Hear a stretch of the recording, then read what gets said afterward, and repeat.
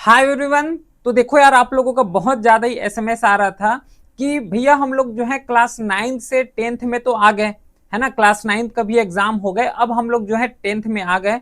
तो 10th का exam का प्रिपरेशन कैसे करना है, ये जो है बहुत लोगों का जो है मैसेज भी आ रहा था। तो यहाँ पे पूरा डिटेल के साथ कवर करेंगे, पूरा इंथुजियाज्म के साथ हम लोग स्टार्ट करेंगे। और कॉन्ग्रेचुलेशन कि सब लोग जो है अब 10th क्लास में आ गए। 9th क्लास फिनिश हो गया, स्टार्ट करेंगे 10th क्लास के साथ। बहुत बेसिक से डिटेल के साथ यहाँ पे कवर करेंगे। और देखो, अब तो मैं तो पूरा यहाँ पे साथ रहने ही वाला हूँ, है ना। इसमें से जो मैथ्स का सेगमेंट है, तो कंप्लीट मैथ्स को पूरा हलवा बना के रखेंगे यहाँ पे। जो टारगेट है ना कि मैथ्स हमें 100 में से 100 आउट ऑफ 100 यहाँ पे आना चाहिए, वो टारगेट अब यहाँ पे कंप्लीट होगा। लेकिन ये 100 में से 100 मैथ्स में लाना अपने आप में चैलेंजिंग भी है और अपने आप में इजी भी है। अगर ठीक से कवर करेंगे, अच्छे से कवर करेंगे, क्योंकि मैं तो यहाँ पे बेस्ट देने वाला हूँ। 100% मैं अपना बेस्ट दूंगा, हर एक एवरी पॉसिबल करूंगा। बस यहाँ पे एक चीज है कि सामने वाले मतलब जो देख रहे हो, अपने तरफ से भी यहाँ पे 100% देना है। ठीक है। तो किस तरीके से जो है क्लास 10th का स्टार्ट करने, क्योंकि क्लास 10th में आ गए हैं, बोर्ड एग्जाम है। बहुत लोग बोलते हैं कि बोर्ड एग्जाम बहुत टफ होते हैं, बहुत लेंदी क्वेश्चन आते हैं। इन सब बातों को हमें तो नेग्लेक्ट करना है। पहले बात, अगर अच्छे से कवर करके जाएंगे तो बोर्ड एग्जाम भी अच्छे तरीके से क्लियर हो जाएगा विद गुड मार्क्स के साथ। बाकी यहाँ पे मैथ्स का बस स्ट्रेटजी डिस्कस नहीं करेंगे, पूरा ओवरऑल डिस्कस करने वाले हैं कि किस तरीके से क्लास 10th का एग्जाम का प्रिपरेशन किया जाए, किस तरीके से क्लास 10th को यहाँ पे कवर करेंगे। ठीक है। स्टार्ट करें क्या, डिटेल गाइडेंस के साथ। अगर इतना भी कर लोगे तो गारंटीड है कि बेस्ट टू बेस्ट मार्क्स यहाँ पे स्कोर कर लोगे। और हमारा तो टारगेट है कि 100 में से 100 आउट ऑफ 100 यहाँ पे आना चाहिए हर सब्जेक्ट में। ठीक है। अब ये 100 आउट ऑफ 100 आना अपने आप में चैलेंजेस भी हैं, तो इसको हर एक चैलेंजेस को टैकल करते हुए क्लास 10th का स्टार्ट करेंगे कि किस तरीके से क्लास 10th का एग्जाम का प्रिपरेशन किया जा सके। बोर्ड एग्जाम है, तो फुली इंथुसियाज्म के साथ अब स्टार्ट करते हैं फाइनली इसको कवर करने का। ठीक है। तो देखो, सबसे पहले क्लास 10th में आ गए हो, क्लास 9th का जितना भी कवर किए होंगे अब तो कवर हो गया है। अब हम लोग कवर करेंगे क्लास 10th का। तो देखो भैया, क्लास 10th में आ गए हो तो सबसे पहले बात ये ध्यान रखना कि सिलेबस यहाँ पे बहुत ज्यादा इंपॉर्टेंट है। अब ये क्लास 9th नहीं रहा, इस पॉइंट को ध्यान में दो। ये जो है अब क्लास 9th नहीं रहा है कि एग्जाम वहीं पे हो रहा है, वहीं पे सेट हो रहा है, स्कूल में सेट हो रहा है, वहीं पे जो है चेक हो रहा है।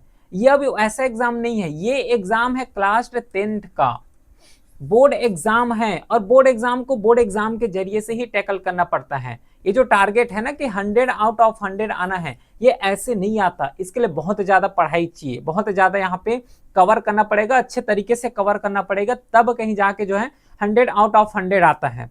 और ये 100 आउट ऑफ 100 में मैथ्स का तो गारंटी मैं ले रहा हूं। ठीक है। और आप लोगों के लिए देखो, एक व्हाट्सएप नंबर भी है, क्योंकि ये पूरे जनरली में क्लास 10th के पूरे जनरली में है ना, और अदर भी सब्जेक्ट करेंगे, लेकिन इस क्लास 10th के पूरे जनरली में मैथ्स का साथ तो मैं ही दूंगा। मैथ्स को यहाँ पे पूरा कवर करेंगे। और अदर भी सब्जेक्ट, तो कोई भी इशू आते हैं क्लास से रिलेटेड हो गया या फिर गाइडेंस से रिलेटेड, तो पर्सनल जो है व्हाट्सएप नंबर भी है, डिस्क्रिप्शन में भी उसका लिंक दिया हुआ है, तो वहां से मैसेज कर सकते हो।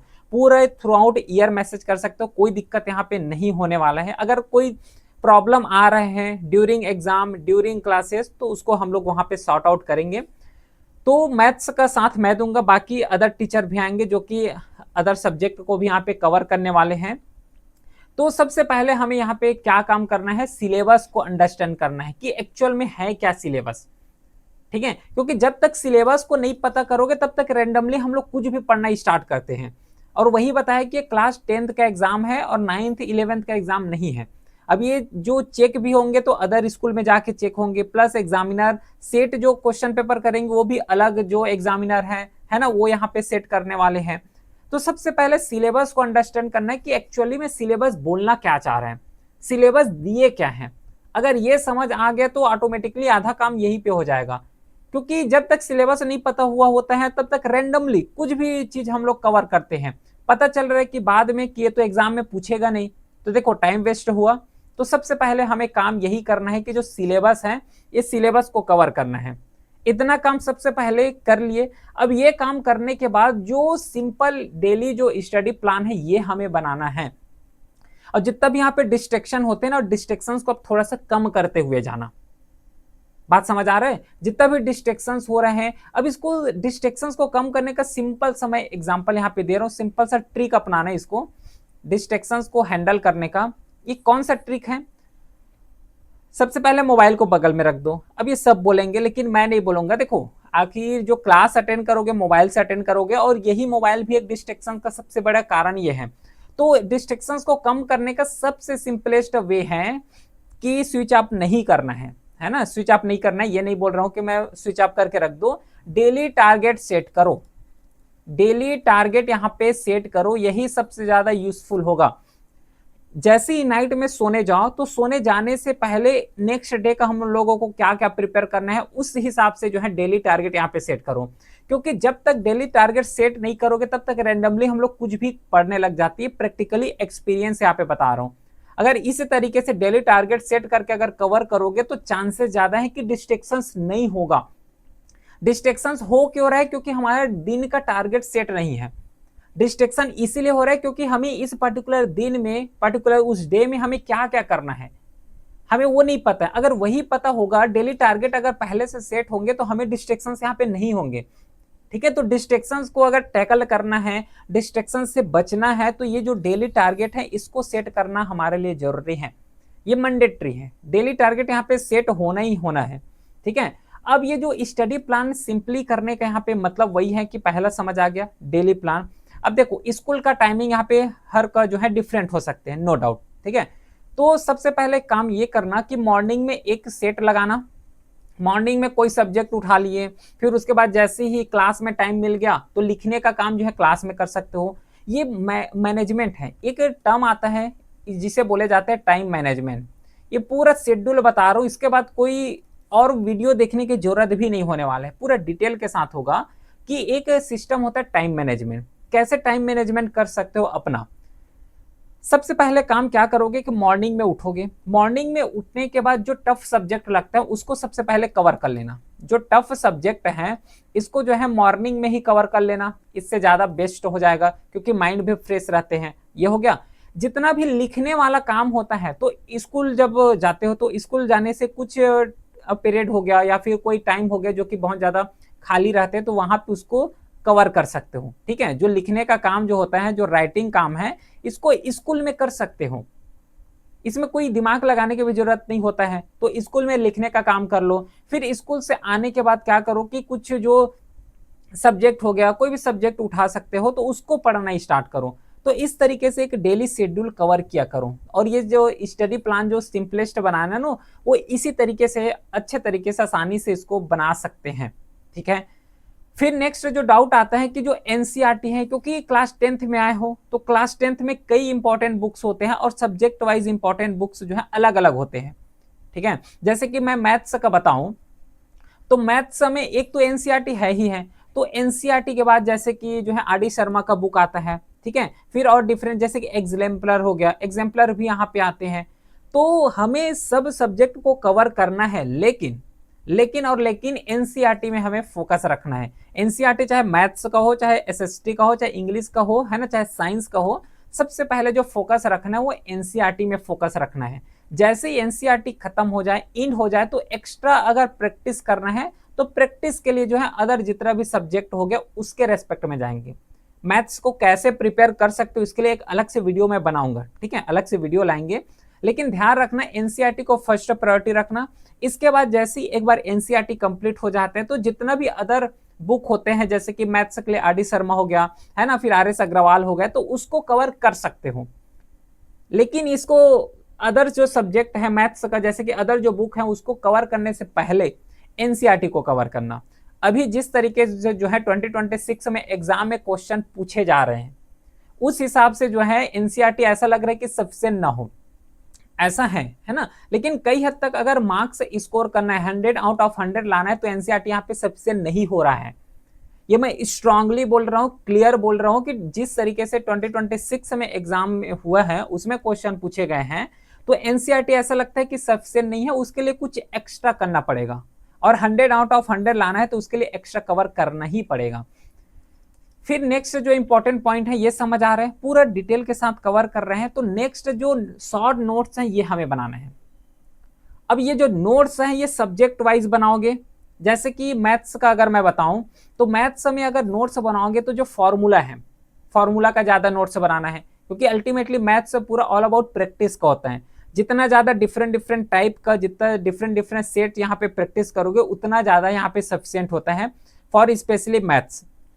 लेकिन शॉर्ट नोट्स अगर बनाना चाहो तो बना सकते हो, क्योंकि अल्टीमेटली जब लास्ट में एग्जाम होगा तो उसमें जब रिवाइज करना हो तो रिवाइज के केस में शॉर्ट नोट्स बहुत ज्यादा यूजफुल होते हैं। न केवल ये मैथ्स, एसएसटी हो गया, साइंस हो गया, हर एक सब्जेक्ट है एक प्रॉपर शॉर्ट नोट्स यहाँ पे बना सकते हो। ये बहुत ज्यादा यूजफुल होगा अगर शॉर्ट नोट्स बनाते हो तो। ये पूरा जब शॉर्ट नोट्स काम आएगा एग्जाम टाइम में, ज्यादा जल्दी से रिवाइज करना हो तो उस समय जो है इसको कवर करेंगे। और मोस्ट इंपॉर्टेंट थिंग कि जो प्रीवियस ईयर क्वेश्चन पेपर है इसको एनालिसिस करना नहीं भूलना है, क्योंकि अल्टीमेटली जब एग्जाम में जाओगे तो यही एक गाइडिंग फैक्टर होगा कि किस तरीके से जो है एक्चुअल में क्वेश्चन पूछे जा रहे हैं, किस तरीके से स्कूल में, किस तरीके से जो बोर्ड है स्पेशली क्लास 10th में वहां पे क्वेश्चन पूछे जा रहे हैं। तो एक गाइड कौन करेगा? ये previous year question paper guide करने वाले हैं। और ये प्रीवियस ईयर क्वेश्चन पेपर को हो सके तो चैप्टर वाइज यहाँ पे सॉल्व करने का ट्राई करना, चैप्टर वाइज। इससे ये पता चल जाएगा कि जैसे ही कोई चैप्टर को कवर किए, देखो पढ़ने का यहाँ पे मैं एक सिंपल सा मेथड बता रहा हूँ। कोई भी सब्जेक्ट पढ़ो, चाहे मैथ्स पढ़ो, चाहे एसएसटी पढ़ो, चाहे साइंस पढ़ो, कोई भी सब्जेक्ट पढ़ो, सबसे पहले क्या काम करोगे? कोई चैप्टर को उठाना। जैसे ही हम लोगों ने एक चैप्टर पढ़ लिए, अब ये एक चैप्टर पढ़ने के बाद हमें एक टेस्ट देना है, एक शॉर्ट टेस्ट देना है। ये शॉर्ट टेस्ट या तो एमसीक्यू हो सकता है या तो फिर ये टेस्ट जो है डिस्क्रिप्टिव हो सकता है। अब ये बोलोगे कि इससे क्या होगा, ये डाउट आएगा कि इससे क्या होगा। तो जैसे ही चैप्टर को कवर करोगे तो जब टेस्ट दोगे तो एक तो पहले बात कि चैप्टर का पूरा रिवीजन वही टाइम में हो जाएगा, रिवाइज हो जाएगा। इसके बाद जब उसका और टेस्ट दोगे तो एक ले पता चल जाएगा, एक पैटर्न पता चल जाएगा कि एक्चुअल में हम लोगों ने जो चैप्टर पढ़े हैं वो सॉल्व हो पा रहे हैं कि नहीं हो पा रहा है। अगर वहां से क्वेश्चन आ रहा है तो हम लोग सॉल्व कर पा रहे हैं कि नहीं कर पा रहे हैं, ये पूरा चैप्टर ही डिफाइन कर देगा। ये पूरा डिफाइन करने वाले हैं, एमसीक्यू डिफाइन कर देगा, चैप्टर डिफाइन कर देगा कि हो पा रहे हैं सॉल्व कि नहीं हो पा रहे हैं। और अगर चैप्टर वाइज पीवाईक्यू को सॉल्व करोगे तो और ये बहुत ज्यादा यूजफुल होगा, है ना, क्योंकि प्रीवियस ईयर क्वेश्चन में पूछे ही गए थे, तो ये और ज्यादा यहाँ पे यूजफुल होगा। तो गोल्डन रूल यहाँ पे अप्लाई कर लो। डेली जो है कवर करोगे तो चैप्टर वाइज कवर करना, चैप्टर वाइज कवर करने के बाद एक टेस्ट देना एमसीक्यू के फॉर्मेट में या फिर डिस्क्रिप्टिव। ऐसा करना कि 5 या फिर 10 एमसीक्यू लगा लेना, उसके बाद 5 या फिर 6 जो है पूरा इसका डिस्क्रिप्टिव कर लेना। इस तरीके से करोगे तो और ज्यादा यूजफुल हो जाएगा। लेकिन यहाँ पे जो है रिवीजन जो है रोल प्ले करने वाले हैं, की रोल प्ले करेगा। हो सके तो वीकली रिविजन्स की तरफ जाना या तो हो सके तो मंथली रिवीजन की तरफ जाना। मैं तो ऐसा अगर मेरा मानो तो ये मैं एडवाइस दूंगा कि एक तो चैप्टर कवर कर रहे हैं तो एक बार वीकली रिवाइज कर लेना, उसके बाद एक बार मंथली रिवाइज कर लेना।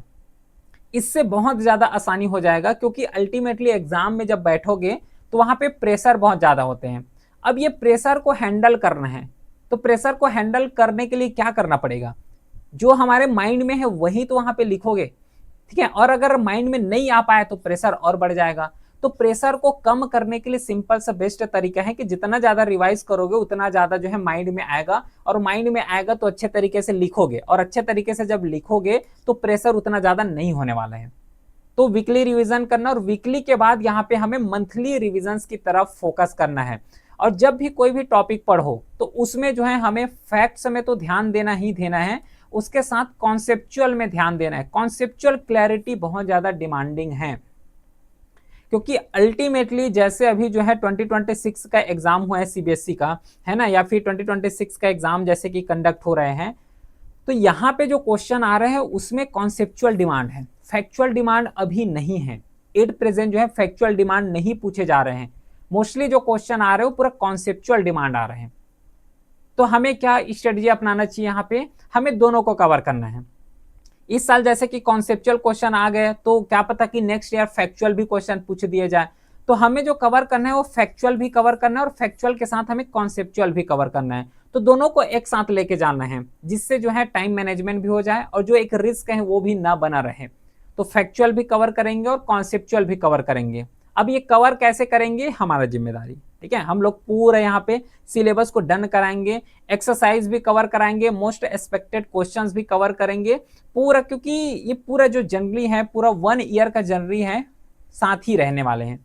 ठीक है, पूरा 1 साल जो है साथ ही रहने वाले हैं, अच्छे तरीके से पूरा सिलेबस को यहाँ पे कवर करेंगे। ठीक है, तो कॉन्सेप्ट में सबसे ज्यादा ध्यान देने की बात है, और जब क्लासेस रनिंग करेंगे तो वहां पे भी कॉन्सेप्चुअल ही ध्यान देंगे, कॉन्सेप्चुअल के साथ फैक्चुअल भी कवर करेंगे, तो उसमें कोई दिक्कत नहीं होने वाला है। अल्टीमेटली लास्ट में कुछ यहाँ पे मिस्टेक्स हैं, ये मिस्टेक्स को अवॉइड करना है ना। कौन कौन से मिस्टेक हैं जिसको अवॉइड करना है? कोई भी चीज को लिखोगे पढ़ोगे, दोनों चीज एक साथ करना है, चाहे एसएसटी हो चाहे साइंस हो। साइंस को कवर करोगे, एसएसटी को पढ़ोगे, तो जब तक लिख लिख के नहीं पढ़ोगे तब तक वो याद होने वाला नहीं है। और याद करना क्यों है, याद क्यों करना है, हमें यहाँ पे जो है अंडरस्टैंड करना है, अंडरस्टैंड करना है, क्योंकि जितना ज्यादा रटोगे उतना ज्यादा एग्जाम में चांसेस बढ़ जाएगा कि भूल जाओगे। तो उससे अच्छा हमें अंडरस्टैंड करना है और आंसर राइटिंग का प्रैक्टिस करना है। तो जितना ज्यादा अंडरस्टैंडिंग बिल्ड होगा उसके हिसाब से क्या करोगे, आंसर राइटिंग करोगे। तो आंसर राइटिंग करोगे तो सीधी सी बात है कि अच्छे तरीके से एग्जाम में परफॉर्म करके आओगे। फिर जो वीक सब्जेक्ट है उसको इग्नोरिंग करने सबसे ज्यादा यहाँ पे मिस्टेक करते हैं, कि हमें मैथ से बहुत ज्यादा टफ लगता है तो हम मैथ्स को नहीं पढ़ेंगे, साइंस टफ लगता है तो साइंस को नेग्लेक्ट करेंगे, या फिर इसी नॉर्मल तरीके से पढ़ के जाएंगे। नहीं, हमें इस तरीके के जो गलती है वो हमें नहीं करना है, क्योंकि टारगेट 100 आउट ऑफ 100 है। अब ये 100 आउट ऑफ 100 को पूरा करने के लिए बहुत ज्यादा यहाँ पे मेहनत चाहिए। ठीक है, तो कोई सब्जेक्ट को यहाँ पे इग्नोर नहीं करना है, हर एक सब्जेक्ट अपने लेवल में इक्वली इंपॉर्टेंस है, इसको ध्यान में रखोगे। फिर जो रिवीजन होता है, स्टडी तो कर रहे हैं लेकिन रिवीजन नहीं कर रहे हैं, ये सबसे ज्यादा मिस्टेक इसी में करते हैं। ये मिस्टेक जो है सबसे ज्यादा इसी में करते हैं कि पढ़ते तो चले जा रहे हैं, पहला चैप्टर हो गया, सेकंड चैप्टर हो गया, थर्ड चैप्टर हो गए, लेकिन उसका रिवीजन ही नहीं कर पा रहे हैं, रिवाइज ही नहीं हो पा रहे हैं।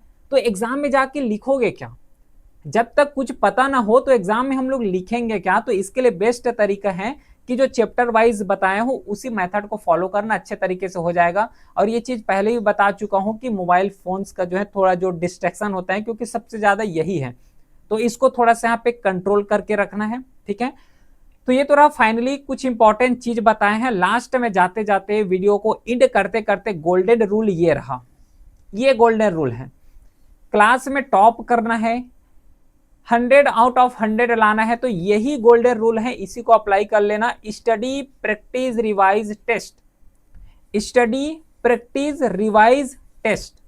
अब ये बोलोगे कि प्रैक्टिस और टेस्ट में क्या डिफरेंस है, बहुत ज्यादा डिफरेंस है। ठीक है, स्टडी करोगे तो उसको चैप्टर वाइज प्रैक्टिस करना, प्रैक्टिस करने के बाद साथ साथ प्रैक्टिस भी होगा, रिवाइज भी करोगे, उसके बाद अल्टीमेटली टेस्ट दोगे। ठीक है, तो ये तो रहा फाइनली पूरा क्लास 10 का स्ट्रेटजी। इसी तरीके से जो एक एक वर्ड बताया हूँ, हर एक वर्ड अपने लेवल में बहुत ही ज्यादा इंपॉर्टेंट है, क्योंकि एक्सपीरियंस से ये सब चीज जो है बता रहे हैं, तो अच्छे तरीके से इसको कवर करना है ना। तो फिर मिलेंगे, अब क्लासेस में मिलना है, सीधा यूट्यूब में क्लासेस होने ही वाला है। बाकी कोई भी क्वेरी हो तो व्हाट्सएप नंबर है, मैसेज कर सकते हो। टेलीग्राम चैनल ज्वाइन कर लेना, क्योंकि वहीं पे पूरा इंपॉर्टेंट जो नोटिफिकेशन है, पीडीएफ है, वो वहीं पे अपलोड होगा। ठीक है, तो फिर मिलते हैं नेक्स्ट क्लास में, तब तक के लिए thank you, have a great day.